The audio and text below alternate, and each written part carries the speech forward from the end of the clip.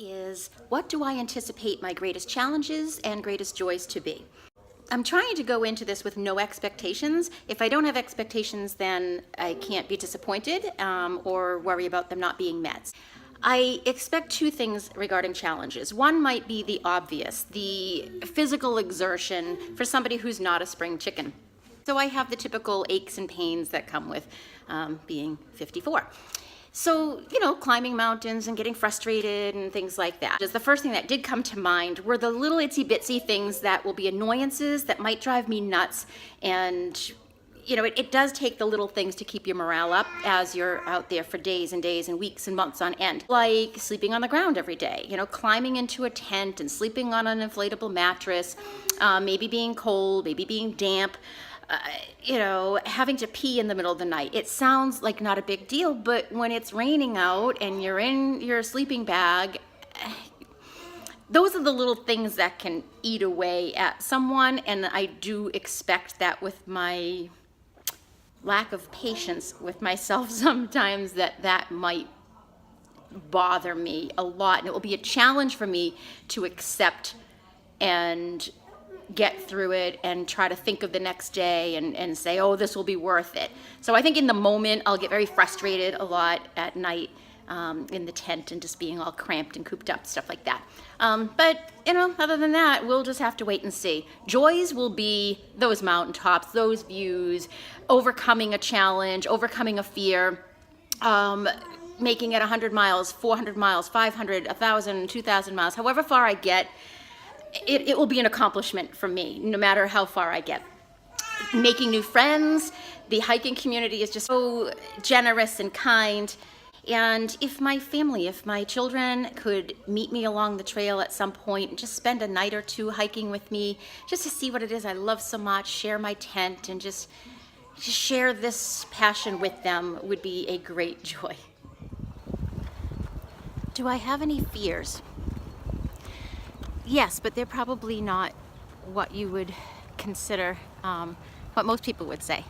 I'm not afraid of bears. I'm not afraid of rattlesnakes, although I won't be too happy if I'm caught looking eye to eye with a rattlesnake. But I have a phobia of water, so that's kind of awkward. Phobia doesn't have to make sense. Some of you might be afraid of spiders or something which to me doesn't make sense. I'm not afraid of spiders. And there's rivers that I'll need to forge up in New England that I'm already thinking about. It kind of makes me a little sweaty in the armpits even thinking about it. So on those times that I need to cross water, I'll just hang out and lean on other hikers to support me through and encourage me. And I'll tell you, when I get to the other side, once I face that fear, it'll be a very happy day. I'm also afraid of edges, not necessarily heights. I'll go to a mountaintop, I'll fly in airplanes, I love roller coasters, but edges. So even standing on a ladder scares me. So climbing a mountain or standing on the mountaintop looking at the amazing views is something I look forward to. But if there's a place where I'm on the trail where I'm very close to the edge and it's several hundred feet or 1,000 feet down, people mention ridge walking, which I'm not sure what they mean by that or what I'll be in for, but that's what I'm afraid of, getting a little too close to the edge, and that will be something that will cause me anxiety and I'll have to work through.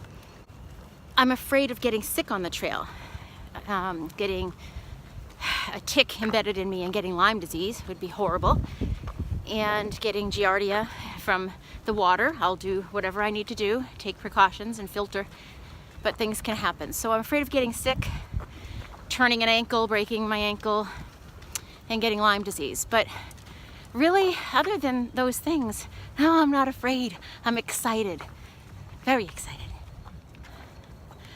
I was wrong. There was one thing I didn't mention. I am afraid of getting lost. I want to add that to the other little fears.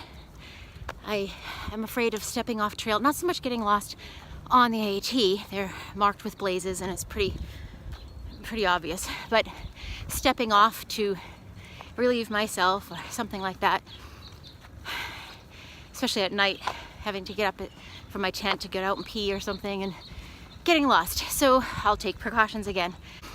And as I step off trail, you got to go about 200 feet before you do your business. So I'll tie, 4, 5, 6 pieces of bright pink flagging tape on the branches so I can just backtrack. And so I'll take precautions, but yeah, I have that fear of getting lost.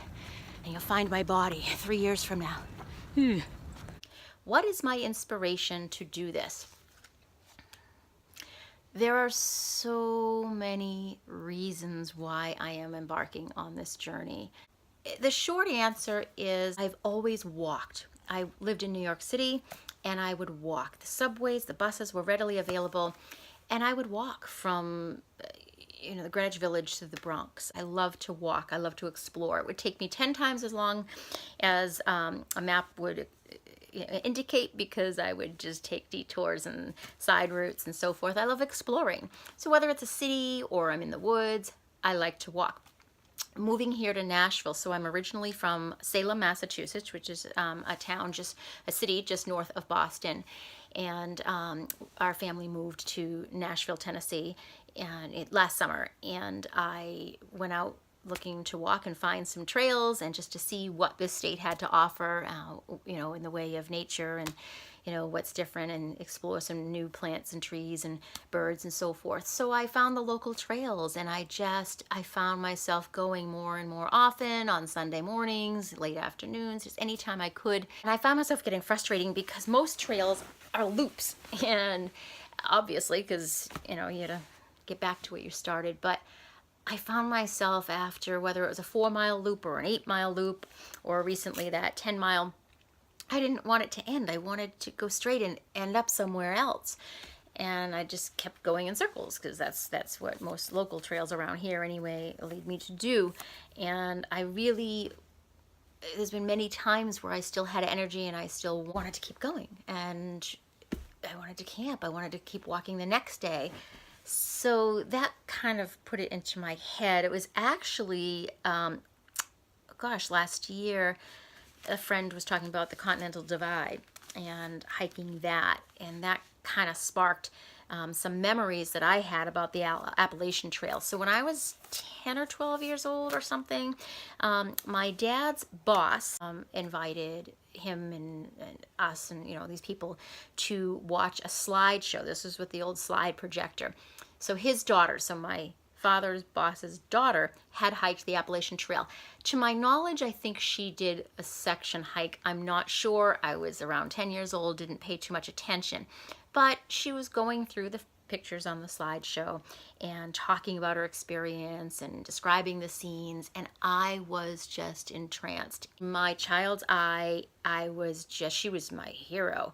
The photographs were beautiful. I had never heard of the Appalachian Trail. When she explained that it was 2,200 miles long, it just stuck with me all of these years. But I didn't have that dream to ever hike it.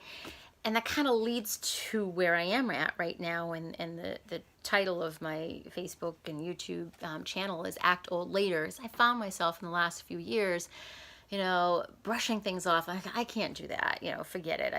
I'm too old. I can't even, get out of a chair without sound effects, my creaky old bones. And, but it hit me and I got mad at myself. I'm like, heck no, I'm not old.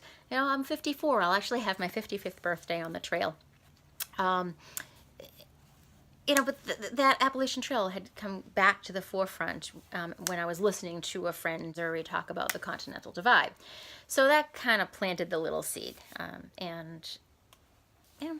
guess I don't want to be old. I'm young at heart, and I'm getting frustrated with myself because my hips hurt and my ankles hurt and my neck hurts and I have cataracts and I've got, all this crap going on, and it scared me. And while I was walking and just out hiking and walking, the light bulb went off. I'm like, I'm actually really gonna hike. I'm gonna do something huge for myself, just for myself. Stay young, What type of tent do I have? So right now I do like my tent.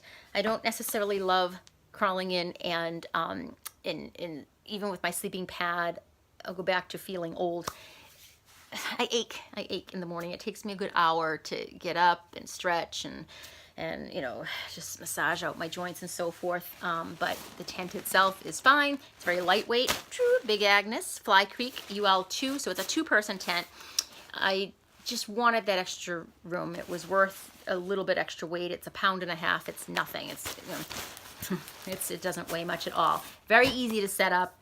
So that's what I'm bringing, but I wanted the 2-person just to have a little bit of room, especially if it's a rainy day and I'm just stuck in the tent. Oh, am I being sponsored by any gear companies? No. The only sponsorship that I mentioned, and to be honest, I don't think it's happening, and it's not the end of the world. I'm going anyway, and I'm not upset with the gentleman who offered, but it's a local food company that originally made MREs, you know, for military and, you know, ration kits for military. And this fall they have a product for adventurers that is launching, and they reached out to hikers to beta test and publicly review their food, and they would supply that for the trail. But it's just the communication is not happening, and it's I'm not frustrated with the company at all. It was a generous offer, and they have some hikers out right now, I believe, on the PCT. I think maybe on the AT too. I'll have to look that up.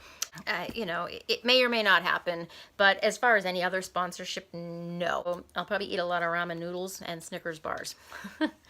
Was I challenged to do this? No, except for myself. I'm challenging myself. This wasn't like a dare or a bet or anything like that. It's just a personal challenge and an ambition that I hope to accomplish on my own. My current physical condition, I'm actually pretty strong right now. I've gained 22 pounds since moving to Nashville last summer. It has nothing to do with being lazy and all to do with fried catfish, biscuits and gravy, grits, and everything's fried, and peach cobbler. Chicken and dumplings, and just everything, all the food. When in Rome, right? So there's another reason I started walking, to be honest, and going out into the trails and hiking. I'm carrying some extra weight that hopefully I will work off, but I've never really been stronger and healthier, to be honest with you, because my legs, you know, kick ass, frankly, and my lungs, I've been handling the hiking around here pretty well. Am I prepared to through hike the AT right now? No. Am I prepared to start it and look at it day by day as little section hikes, just day hikes, all strung together? Yes, absolutely. I know of athletes, conditioned hikers who are in the best shape of their life, who know all the ins and outs and are prepared, and they get out there on the trail and they don't make it. It's because they don't have the right mental attitude or unfortunate circumstances, and they have an injury that they can't recover from on time to finish. And I've heard of people who have a variety of disabilities or who have never backpacked before, who get out there and do their best and have the right state of mind, and they finish. So I'm just gonna get out there and have a blast and go as far as I possibly can, and I will be a success at that. Do you know what you're getting into? That's a reasonable question. I know I am facing something that is going to be an adventure. It is going to be difficult. It is going to drive me crazy on some days, and I will feel so blessed on other days. I'm getting into a very strenuous activity that is going to test my everything. It's just going to test me, and I am so looking forward to it. And I'm so looking forward to getting to know you and engaging with you. And I really, really thank you for your support and your encouragement. Wow, this is exciting. Thank you for all your questions. Let me know if you have more. Just post down there, subscribe to this channel, click for notifications so you'll know when I'm back. Bye for now.